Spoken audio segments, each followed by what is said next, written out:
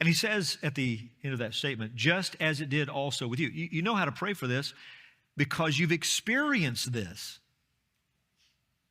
1 Thessalonians chapter 2, in the first letter to the Thessalonians, Paul described his ministry of the word when he came to Thessalonica. And he says in chapter 2, verse 13, and we also thank God constantly for this, that when you received the word of God, which you heard from us, you accepted it not as the word of men, but as what it really is, the word of God, which is at work in you believers.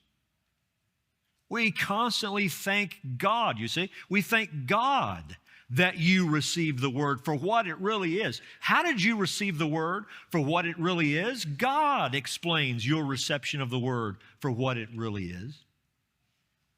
I loved hearing Chris's testimony this morning. Sat in this church since 1992, raised in this church, heard sermon after sermon after sermon, until one day the Lord saved him. And then he heard it. He didn't just hear it with his ears, he heard it with understanding. And what a great illustration of the spreading of the Word of God, because did you notice in his testimony the multiple influences?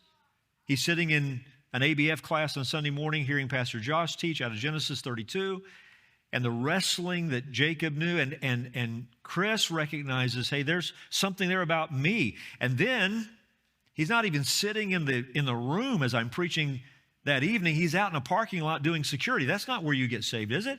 Out doing security? And yet he hears the word of God in a way that it is effectual. Who do we thank for Chris's conversion? We thank God for Chris's conversion.